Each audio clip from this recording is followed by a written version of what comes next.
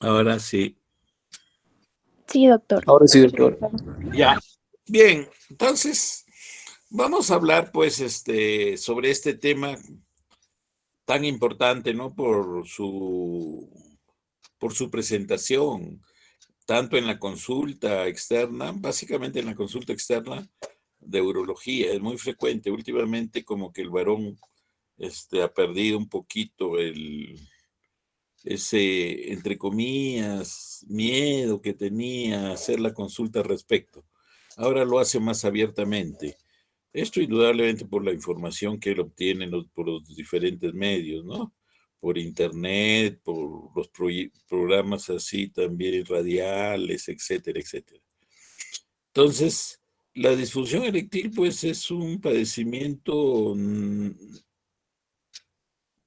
único que probablemente en términos generales, dentro de las disfunciones sexuales masculinas, está antes que él, es la eyaculación precoz.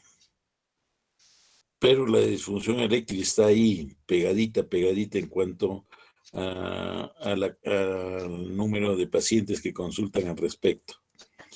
¿Ya? Entonces, es un problema, pues, bastante. Ustedes saben que la relación de pareja tiene un vínculo importante, aparte del sentimental, del amoroso, ah, de fines comunes, de todo, parte de todo eso, la relación, en cuanto al complemento sexual, es importantísimo. Nosotros hablamos de disfunción eréctil. A ver, vamos ya a pasar a nuestras imágenes. Entonces, en cuanto a definición, es una disfunción sexual masculina, caracterizada por la incapacidad de mantener una relación sexual satisfactoria debido a la erección deficiente. ¿Ya? Otras disfunciones son eyaculación precoz, que es como le digo, es la más frecuente quizá. Sí, de hecho es la más frecuente. La eyaculación retrógrada, que a veces el paciente no es tan consciente de la misma, sino más bien la pareja suele comunicarle, ¿no? De que la cantidad del eyaculado ha disminuido, etcétera. La eyaculación retardada, que es más infrecuente, es cuando no hay eyaculación pasados pues 15, 20 minutos de erección permanente con actividad sexual, ¿no? Con penetración. La anorgasmia es la incapacidad de alcanzar un orgasmo durante la actividad sexual consciente. En cuanto a la epidemiología, se presenta miren cuán frecuente es en el 52% de los hombres entre 40 y 70 años de edad. Esto en un estudio hecho en Norteamérica, de las cuales se podría considerar leve un 17%, moderada un 25% y completa un 10%. ¿Qué factores están asociados con la disfunción eréctil? Primero, a la cabeza de todos está pues los padecimientos tipo hipertensión arterial. Incluso la que es controlada, ¿no? La que es controlada también produce este problema de disfunción eréctil. La hiperlipidemia, tanto el colesterol, los triglicéridos elevados. La diabetes mellitus. Probablemente entre la hipertensión y la diabetes se disputan el primer lugar en cuanto a como causales de este problema de disfunción eréctil. Las cardiopatías, el tabaquismo, los antecedentes de radiación o cirugía por cáncer de próstata. Factores psicológicos también. Baja autoestima, la depresión, la ansiedad, el enojo o insatisfacción con la pareja, ¿no? Hay veces hay ciertos, por decir, problemas con la pareja que son subconscientes, que no los puede expresar, determinar el varón, pero son el causal de la disfunción eréctil. Aquí hay otras patologías, ¿no? No son las únicas. Hay otras, por ejemplo, es bien conocido que los problemas de prostatitis crónica están relacionados con estas disfunciones sexuales masculinas, ¿no? Y la eyaculación precoz y la disfunción eréctil de la cabeza. Entonces aquí tenemos más o menos cómo es la erección en el varón, ¿no? Entonces, la flacidez no necesariamente es impotencia, sino es un estado normal del pene, ¿no? La flacidez, pero ya cuando hay deseo sexual y están en los momentos de tener una relación sexual, este grado de flacidez sí colinda con la impotencia o la disfunción eréctil total, ¿no? O severa. Es débil cuando la angulación es de 25 grados menos de la horizontal, que es la media. Se piensa que en el varón que entra a la adultez y ya a la vejez, el ángulo que es pleno cuando es 20 o más, que se da en hombres jóvenes hasta los 40, 50 años, después empieza más bien a disminuir esta angulación y a tener una tendencia horizontal. En cuanto a la fisiología de la erección, pues hay varios mecanismos que influyen, que están relacionados tenemos la estimulación táctil, se conserva en lesiones de la médula, o sea, los pacientes que tienen paraplegia pueden tener, de hecho, tienen buenas erecciones con los estímulos táctiles. Entonces, y pueden tener eyaculación, todo tiene buena actividad pueden tener buena actividad sexual. Claro que ellos tienen problemas psicológicos de fondo que influyen y en algunas oportunidades, por decir, encubren el problema de la disfunción sexual. Tenemos que esos son la estimulación de los genitales, ¿no? La estimulación central es la más compleja. Pues, sí. Conocido ni al padre ni a mí. Apague, por favor, su audífono. La estimulación central es más compleja, resulta de memorias, fantasías, estímulos visuales, ¿no? Y es bien importante esto, ¿no? Porque un paciente para tener erecciones plenas, hay veces solo con las fantasías visuales, auditivas o también olfativas, puede tener una erección plena. En el origen central ocurren de forma espontánea durante el sueño. Es sabido pues de que durante el sueño hay por lo menos 3 erecciones. En el lapso de 8 horas de sueño hay 3 erecciones plenas, completas del varón, que pueden durar o deben durar en aproximadamente 30 minutos. Entonces, durante el sueño está permanentemente en erección casi el pene. Hay mecanismos de la erección que son importantes, que contribuyen a lograr la erección plena. Y están relacionados pues con la erección fenómenos del tejido cavernoso que tiene que estar, tiene que ser tejido bien conservado, bien oxigenado. Es un tejido bastante elástico y debe estar siempre, por decir, bien oxigenado, es la clave, bien oxigenado y tener la distensión para el momento de la erección. El arteriolar es importantísimo. Se cree que, pues, que la erección tiene un elevadísimo porcentaje de origen vascular, netamente vascular. O sea, debe haber buen calibre en las arterias para que haya un buen flujo de entrada para lograr la plenitud de la erección. El músculo liso igualmente influye bastante para los problemas de inicio y del atrapamiento de sangre que tiene que darse, que va a producir la erección. En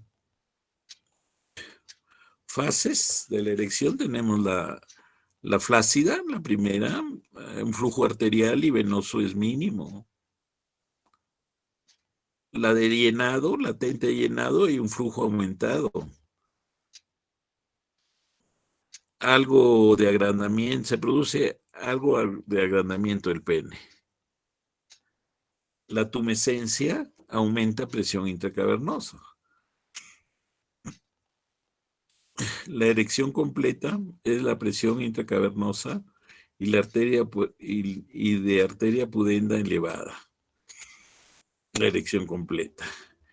Esquelética o erección rígida, aumento sostenido de la presión intracavernosa, o sea, es el mantenimiento de la presión intracavernosa y resulta como una erección rígida. Puede ser hasta dura, pétrea, ¿no? Y la detumescencia es luego de la eyaculación, va a disminuir el flujo sanguíneo y el pene regresa a su estadio inicial de flacidez. Indudablemente que para la erección, uno de los mecanismos importantes es de que haya un adecuado funcionamiento hormonal. O sea, están íntimamente relacionados. Los andrógenos son esenciales para el desarrollo y madurez sexual masculina. En adultos, la deficiencia de andrógenos resulta en disminución de la libido. Esto hay que tener presente. Cuando el paciente refiere que hay disminución de la libido, nosotros al toque debemos relacionar con que puede haber una deficiencia hormonal, básicamente de testosterona, para reponerle testosterona. En estos casos de disfunción eréctil, si nosotros dosamos testosterona, hay que reponerle testosterona a niveles normales, cosa que no se debe hacer en problemas de infertilidad masculina.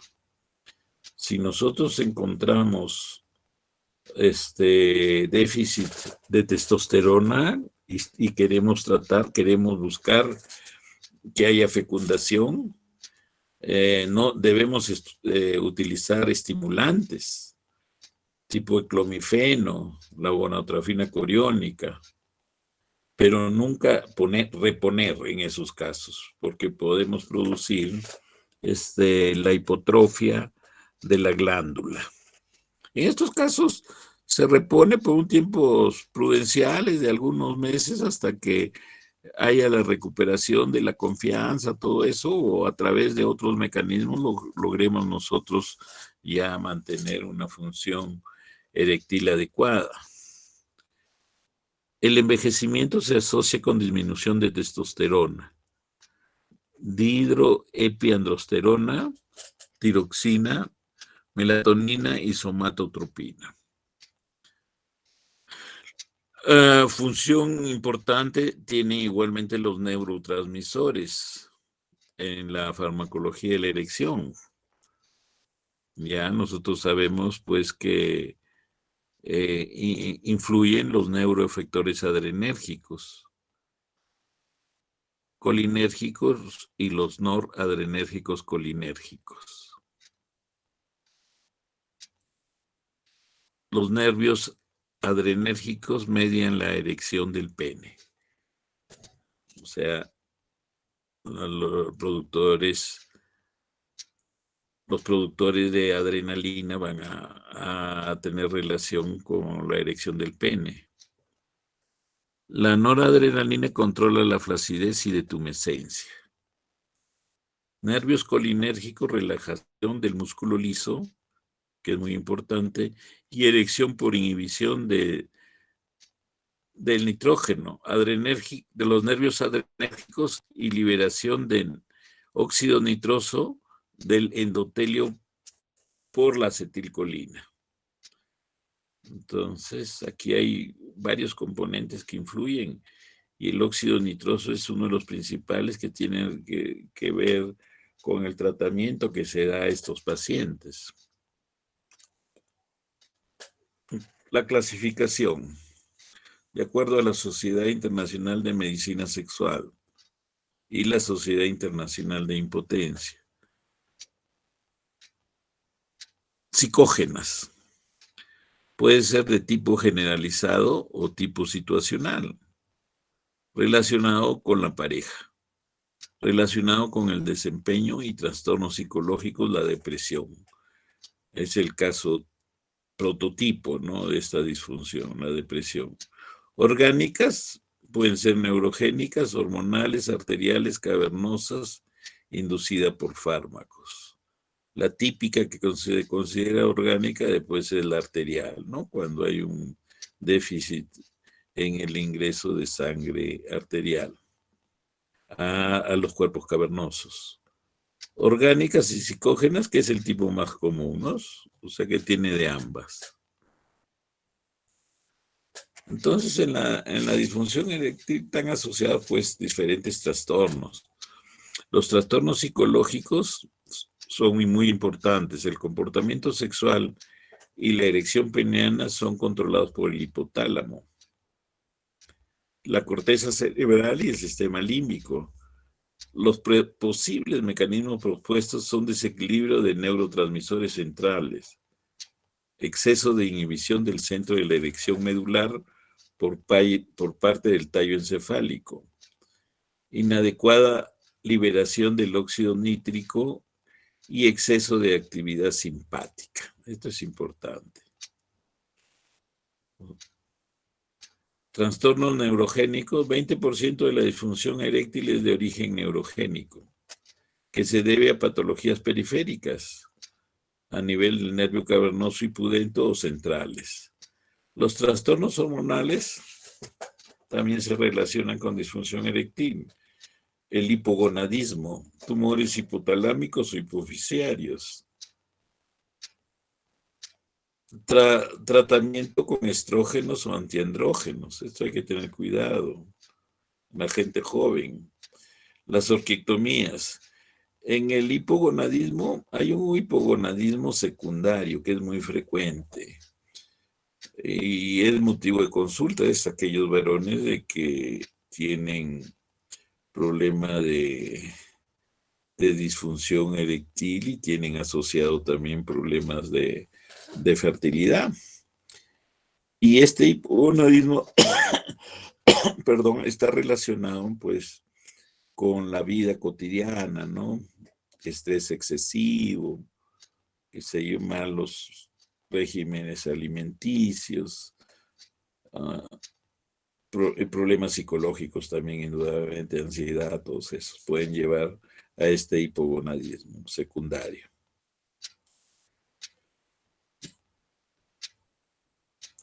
Entonces, causan disfunción eréctil la hiperprolactinemia, el síndrome de Cushing, la enfermedad de Addison, el hipertiroidismo y el hipotiroidismo.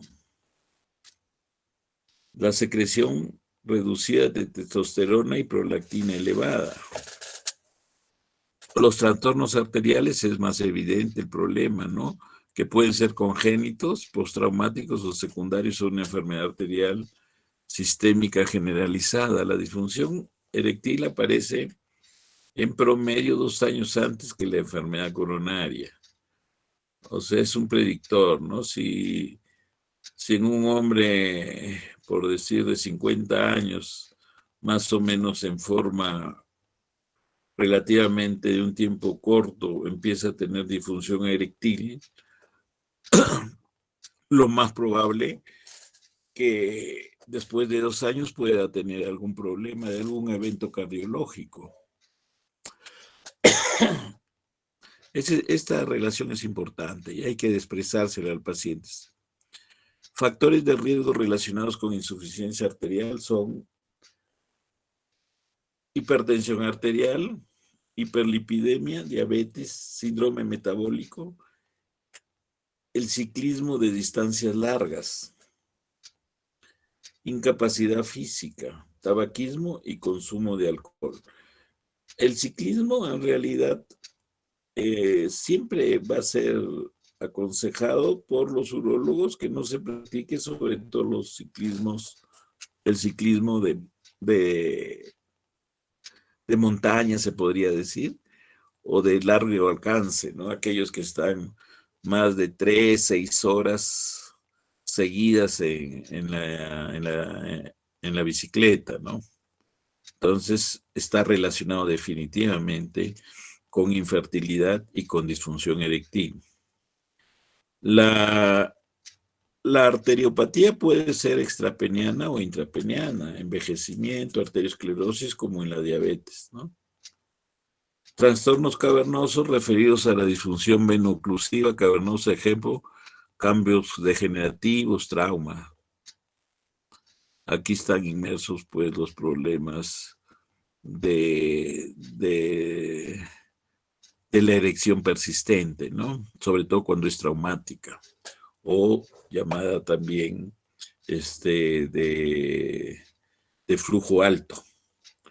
La disfunción eréctil inducida por fármacos, los antipsicóticos, los antidepresivos, los antihipertensivos, son causantes de disfunción eréctil. Los diuréticos, tiacídicos, que se usan justamente para la hipertensión, también están relacionados.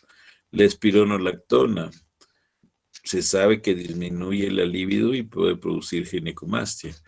Los opiáceos, antirretrovirales y la cimetidina. Los antiandrógenos tipo finasteride y en menor grado la dutasteride.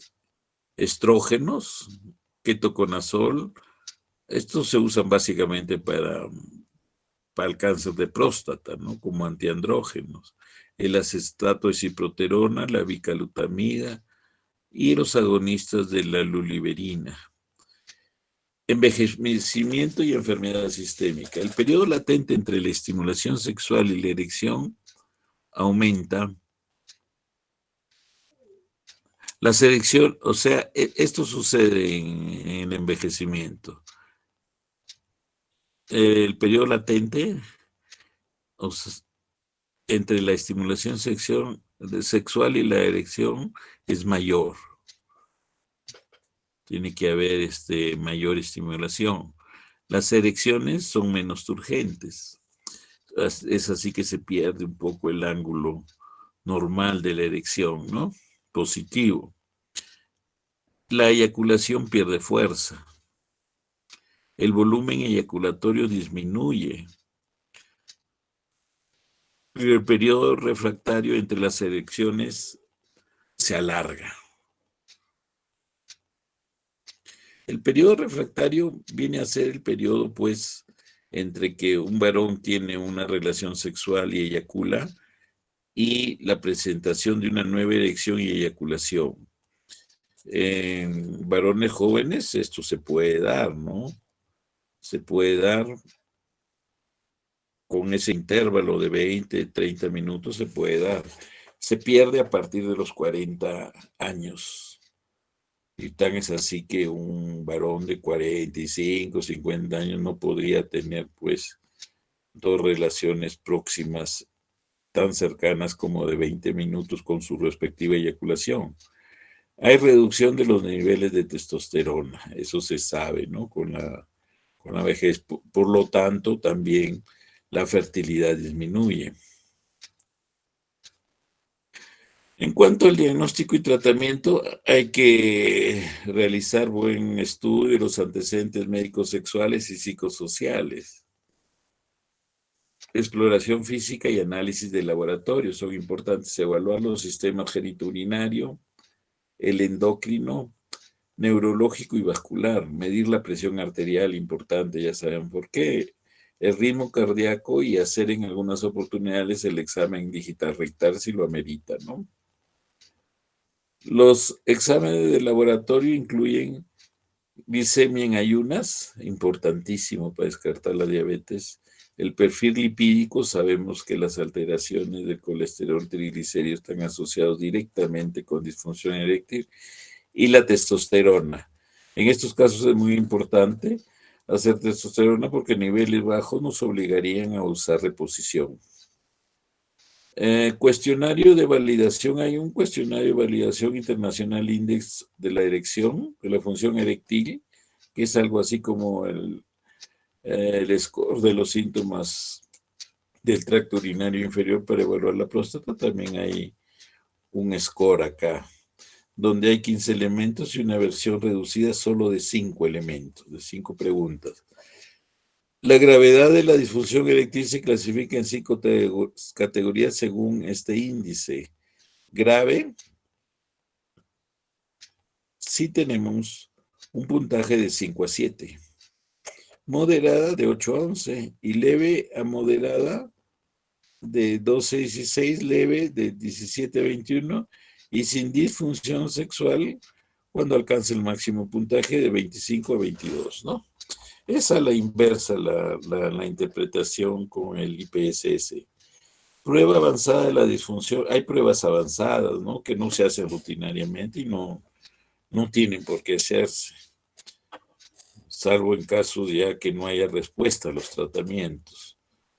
Prueba de la función vascular peniana. Prueba de inyección y estimulación intracavernosas combinadas. El vasodilatador más usado es de 10 miligramos de alprostadil o 0,3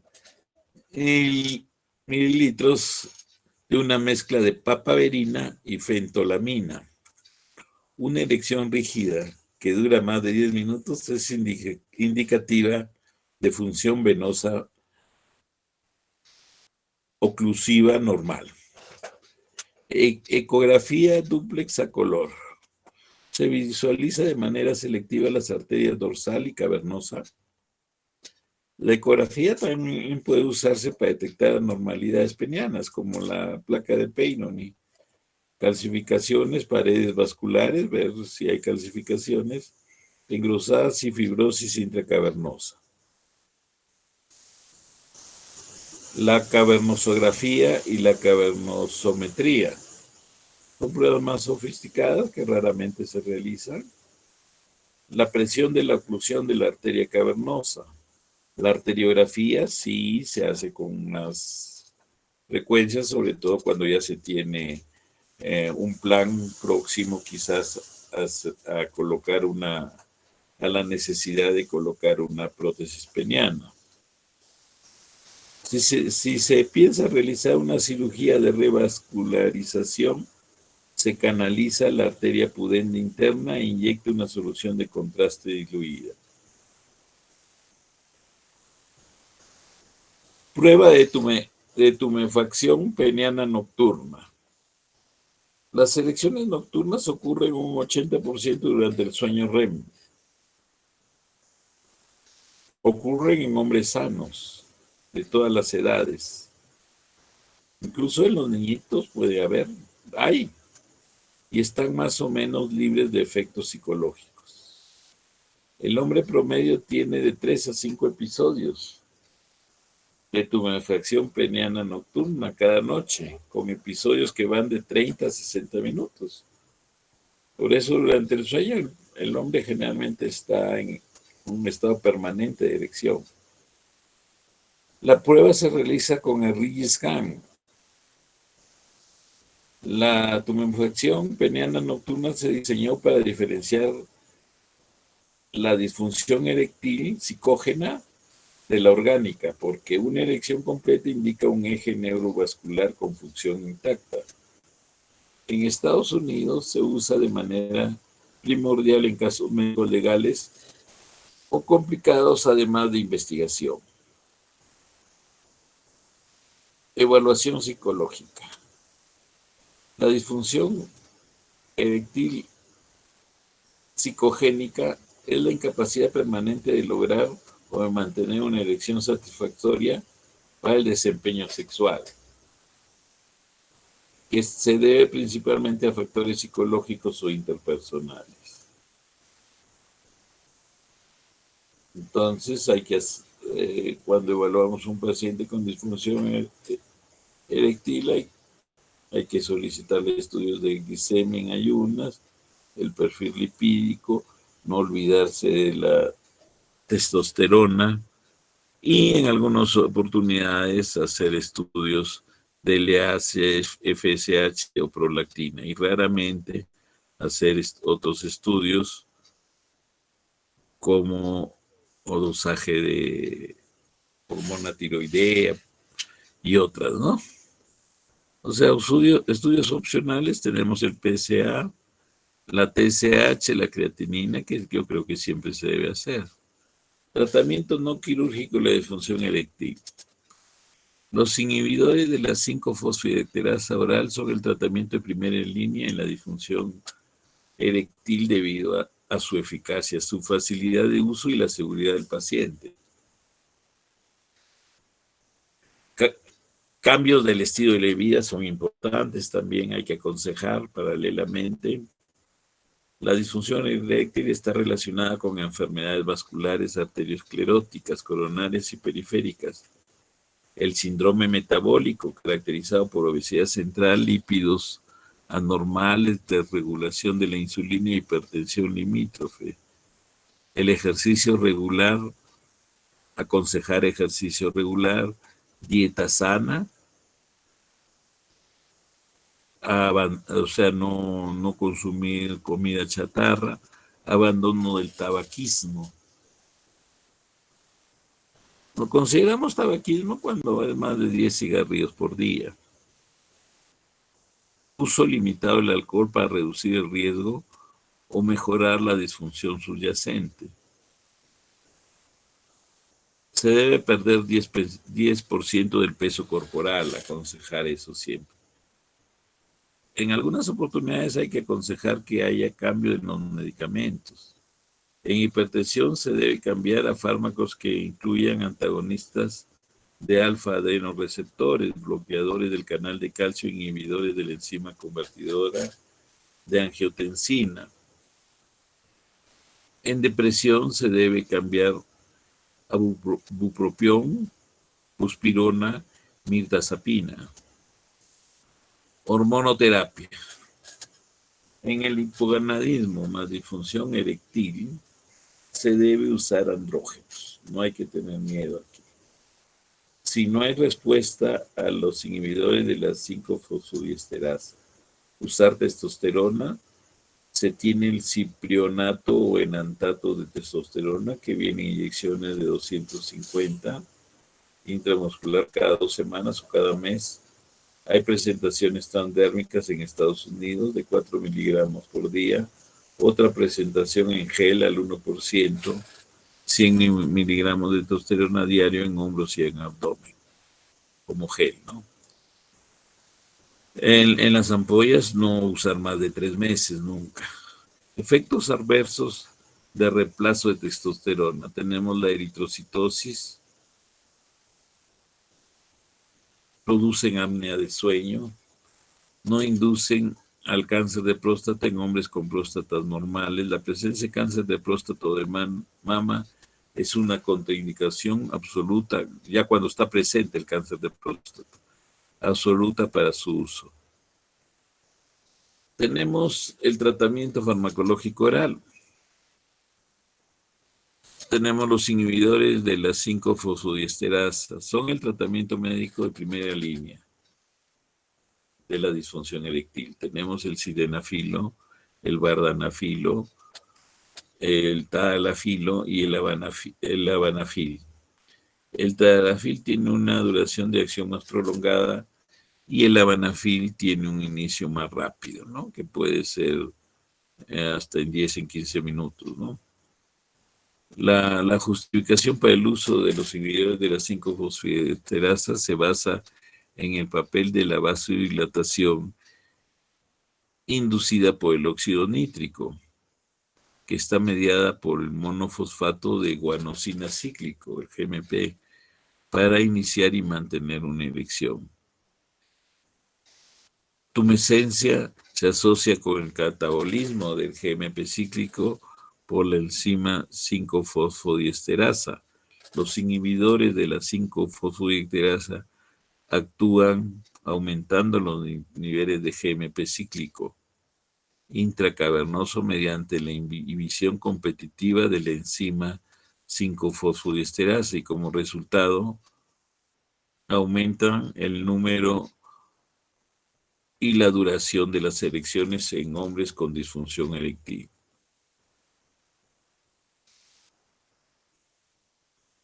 Los inhibidores de la 5-fosfodiesterasa no funcionan sin suficientes señales ambientales y psicológicas que den lugar a una excitación sexual y estimulación suficientes para iniciar los cambios fisiológicos en el pene. O sea, tiene que haber estímulo, o sea, no es tomar la tableta y echarse a dormir, tiene que haber el estímulo para que haya el inicio de la erección, ¿no? Las guías prácticas actuales sugieren que la elección del inhibidor de la 5-fosfodiesterasa debe basarse en las preferencias del paciente, incluidos el costo, la facilidad del uso y los efectos adversos. Los inhibidores de la 5-fosfodiesterasa están contraindicados en hombres que toman nitratos. Sí es una contraindicación absoluta. Toman nitrato los pacientes que han tenido, tienen angina de pecho, han tenido infarto de miocardio anteriormente. Entonces ellos no pueden usar. El sildenafilo debe tomarse por vía oral con el estómago vacío. Es algo que hay que resaltar, ¿no? Porque hay veces comen, beben y inmediatamente quieren ir a hacer actividad sexual. Entonces ahí no va a funcionar. Ya debe haber por lo menos una hora antes del encuentro sexual planificado, debe estar vacío el estómago. Dosis de 50 miligramos y debe reducirse si hay efectos secundarios. Los efectos secundarios, pues básicamente son facies rubicunda, conjuntivas rojizas, da como conjuntivitis, ¿no? Muy rojos los ojos, da rinitis, da cefalea, da alteraciones de la visión a veces. O sea, en cuanto a la distinción de los colores, puede haber problemas. Se puede aumentar a 100, que es el límite. Si no funciona ya con 100, no usar más por gusto. Si la respuesta eréctil no es satisfactoria con 100, la duración de la respuesta es de aproximadamente 4 horas. 4 a 5 horas dura el efecto. El vardenafil. Su eficacia es igualito al sildenafil, ¿no? Dura 4 horas y dosis de 10 a 20. Las presentaciones, lo normal hay que tomar, se debe indicar 10. Y en los casos que ya no hay respuesta, aumentar hasta 20, que es el límite.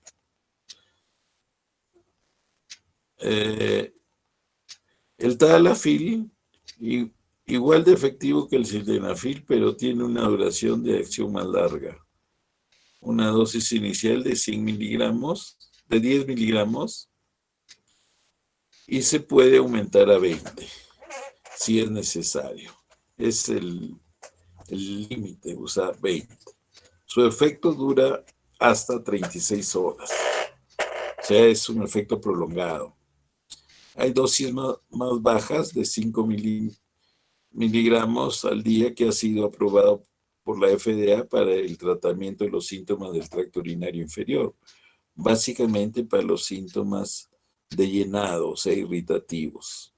No actúa tanto en los síntomas de vaciado o obstructivos, no actúa tanto ahí. Debido a la hiperplasia prostática benigna, la dosis diaria de tadalafil no debe prescribirse en hombres con un aclaramiento de creatinina menor de 30 mililitros por minuto.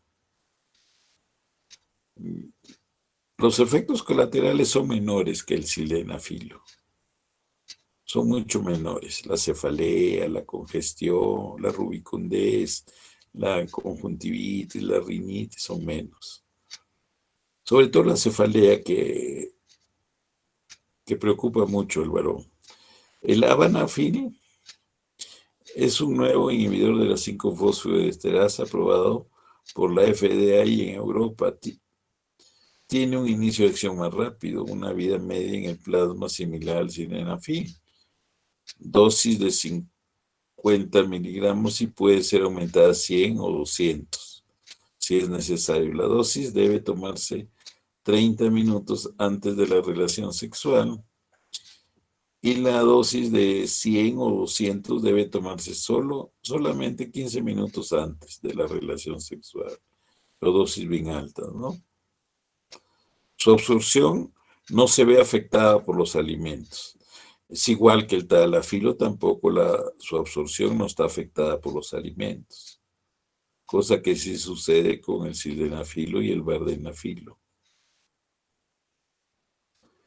Efectos adversos, casi todos tienen algo parecido en los efectos adversos, pero hay algunos que tienen más que otros. El sildenafilo es un vasodilatador que puede disminuir la presión arterial y puede interactuar con los nitratos. Los eventos adversos incluyen sofocos, o sea, cefaleas y dispepsia en 12, 11 y 5% respectivamente. Se describe congestión nasal. Pueden ocasionar visión azul. El inhibidor de la 5-fosfodiesterasa reacciona en forma cruzada con el inhibidor de la 6-fosfodiesterasa, que está presente en la retina y desempeña un papel en la visión del color. Se presenta en el 3% de los casos. La visión azul no se ha informado en vardenafil, tadalafil o enalafil. O sea, en términos generales, para la cirugía que va a realizar el oftalmólogo, siempre hay que tenerle presente que el paciente debe informar que está consumiendo, ¿ya? Para que no haya problemas, tanto para catarata incluso. Se han reportado casos de pérdida de la audición temporal.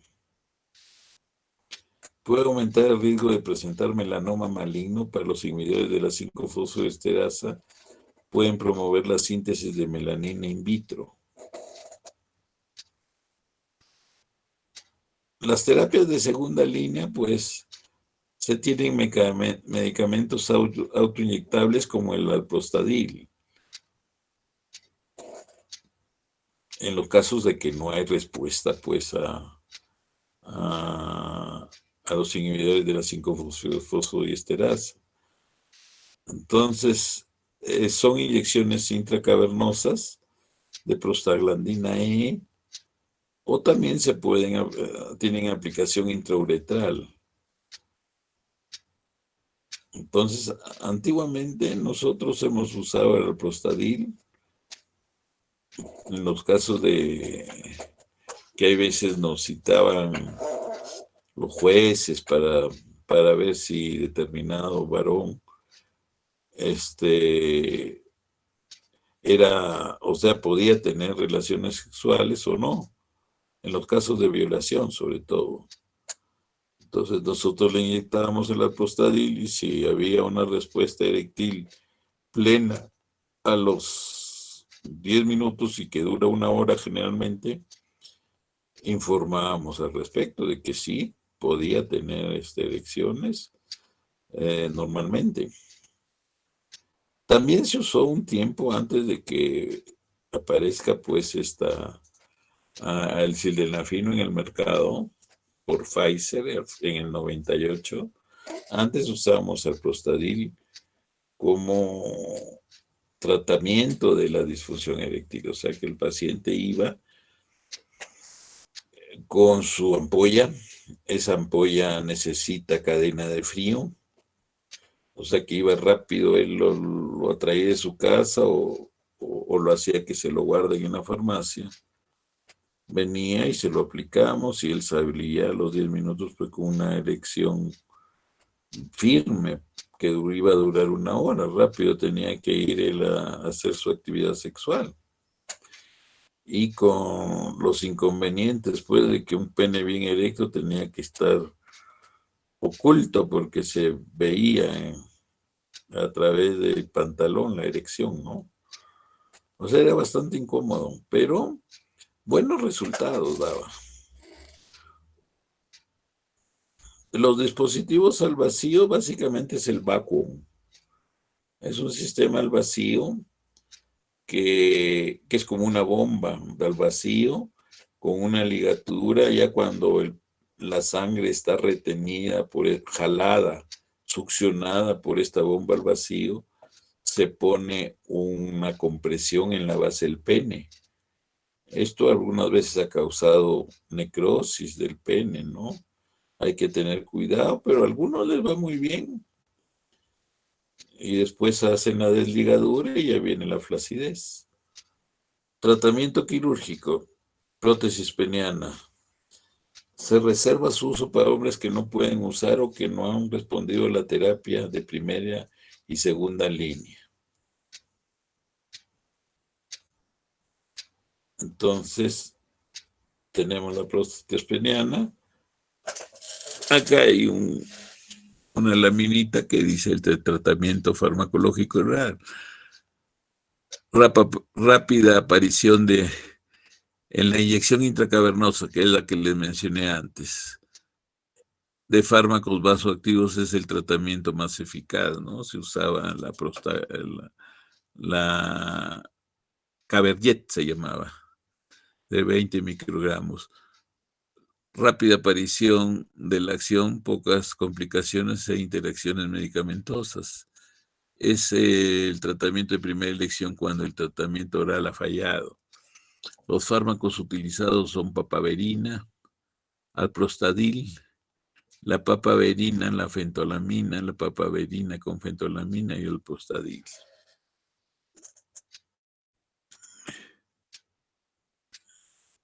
Agentes que inducen e inhiben la erección del pene. Inductores, la papaverina, fentolamina, fenoxibenzamina, la timoxamina, el alprostadil, el polipéptido intestinal vasoactivo, donador de óxido nítrico, hay varios pues. Los inhibidores de la fosfodiesterasa están acá, inhibidores de la roquinasa. Y los inhibidores tenemos, los que inhiben la erección del pene, tenemos la felinefrina. La felinefrina es la que se utiliza en el priapismo de flujo bajo, que es el más frecuente y el más peligroso. Entonces hacen inyecciones en los cuerpos cavernosos, varias ampollas tienen que hacer, una no hace nada, si quieren unas 6 ampollas. La adrenalina también puede ser útil, la noradrenalina, el metadaminol y la efedrina pueden ser efectivos. Eso sobre todo en los casos de priapismo se pueden usar. Prótesis de pene. Acá tenemos, los pacientes considerados para implante deben considerar la eficacia y complicaciones. Tipos de prótesis: semirrígida, inflable de 2 piezas, o sea que tiene un globito que infla, inflable de 3 piezas, ¿no? las prótesis de test pesas son confiables y durables. Es la de más alta tecnología, pero el costo también. Las más simples, que son las semirrígidas, que no tienen baloncito para inflar. Estas son ya las más sofisticadas, ¿no? Con balón para inflar y desactivar. Entonces, las otras cuestan aproximadamente más de $10,000, $12,000. Estas están mucho más, ¿no? $15,000, $20,000 solo el dispositivo, aparte de la cirugía de implantación. Acá están las semirrígidas, o sea, estas son más fáciles de colocar. Se hace una apertura la medida tiene que ser exacta. Por eso uno no puede ir con un kit nomás, tiene que ir con todas las medidas para cada paciente. Se hace una incisión en el cuerpo cavernoso y se introduce y se cierra. Y va a quedar el paciente con el pene casi erecto permanentemente, ¿no? Entonces, esta la ideó, pues, Carrión, un peruano que tiene su clínica en Miami y su clínica es de urología pediátrica, pero él es el que descubrió esto. Y esto le da, pues, por la patente que tiene, le da ingresos de millones anuales, porque fue un invento, ¿no? Eso fue una de los pocos inventos de que se tiene conocimiento en el área médica de peruanos, ¿no? Acá hay una de 2 piezas ya inflable y acá hay ya otro implante de pene inflable también. Entonces, un dispositivo que se coloca en la zona cerca del ligamento inguinal, que va a accionar para que se llenen los cuerpos cavernosos. Y otro mecanismo después para desbloquear, ¿no? Para apagar, por decir, el funcionamiento. Bien. Entonces, eso es lo que teníamos que hablar ahora sobre disfunción eréctil.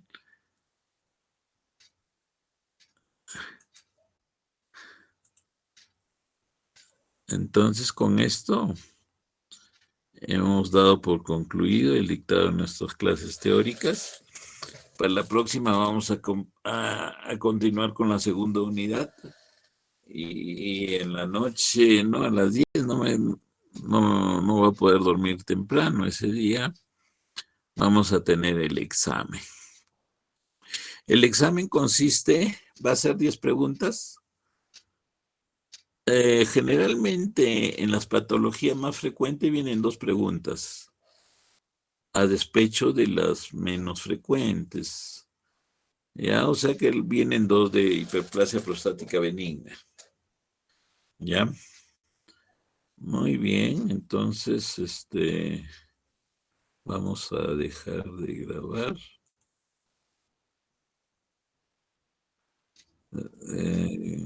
Gracias, doctor. Gracias, Muy doctor. bien, entonces nos vemos la próxima clase.